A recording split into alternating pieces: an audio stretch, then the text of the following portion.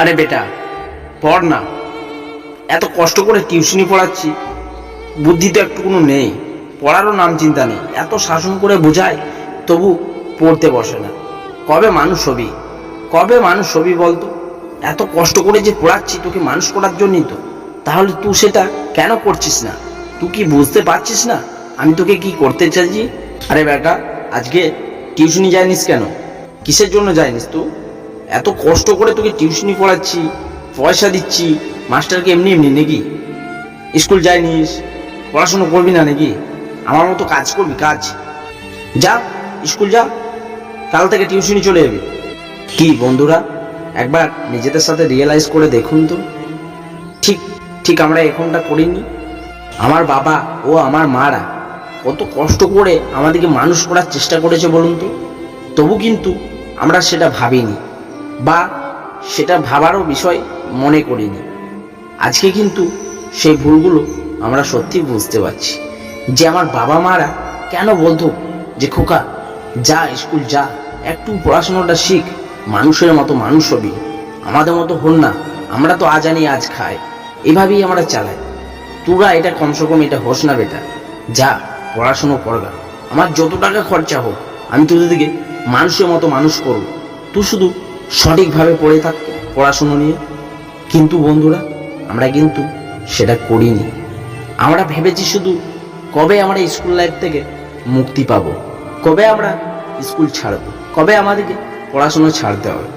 আমরা কিন্তু এটাই ভেবে চলেছি সব সময়তে। আমাদের কিন্তু একটুকুনো ভালোভাবে পড়ার চেষ্টা করিনি, তাই আজকে আমাদেরকে এই কষ্টটা ভোগ করতে হচ্ছে। আর আমরা কিন্তু ভুলটা বুঝতেও পেরেছি, আর অধিকাংশ ছেলে ভুলটা বুঝতেও পেরেছে, সেটি কিন্তু লেটে উঠেছে। কেন? কারণ তারা কিন্তু বিয়ে শাদী করে নিয়েছে, আর তারা আজকে কম টাকা রোজগার করছে। কম টাকা রোজগার করছে, অশান্তি হচ্ছে সংসারে। আজ এই নেই, আজ ওই নেই, আজ চাল নেই, আজ ডাল নেই। বন্ধুরা, আমি মিডল ক্লাসের ছেলে থেকে বলছি, সত্যি কিন্তু এটা বাস্তবে হয়ে চলেছে।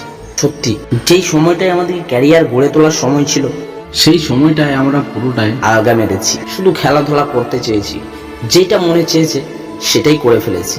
আজকে নিজেদের ভবিষ্যৎ গড়ে তুলতে পারিনি, তাই আজকে আমার ফ্যামিলি এত দুঃখে দিন কাটায়। আহা, ভাবলে কি দুঃখ। সে দুঃখের দায় আজকে কে? তোমার বন্ধু, তোমার বান্ধবী, তোমার এক্স গার্লফ্রেন্ড? কেউ নয়। সে দুঃখের দায় হচ্ছে তুই, শুধু তুই, আর কেউ নয়। আজকে যদি তোর বাবা মার কথা শুনে আজকে পড়াশুনো চালিয়ে যেতিস, তাহলে আজকে এই দিনটা দেখতে হতো না। আজকে 250 টাকা 300 টাকা রোজগার করতে হতো না। আজকে তোর বউকেও বলতে হতো না যে বউ, আমি আজকে দুর্গাপুজোর সময় তোকে ওই শাড়িটা আমি দিতে পারছি না। সেই কথাটাও তোকে আজকে শুনতে হতো না। আজকে তুই 4 চাকার গাড়ি নিয়ে তোর বউকে ঠাকুর দেখতে নিয়ে যেতে পারতিস। আজকে তুই মনের আনন্দে ঘুরে বেড়াতিস।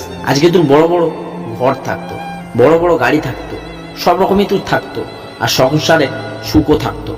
তাহলে সেটি তুই নিজে হারিয়ে ফেলেছিস।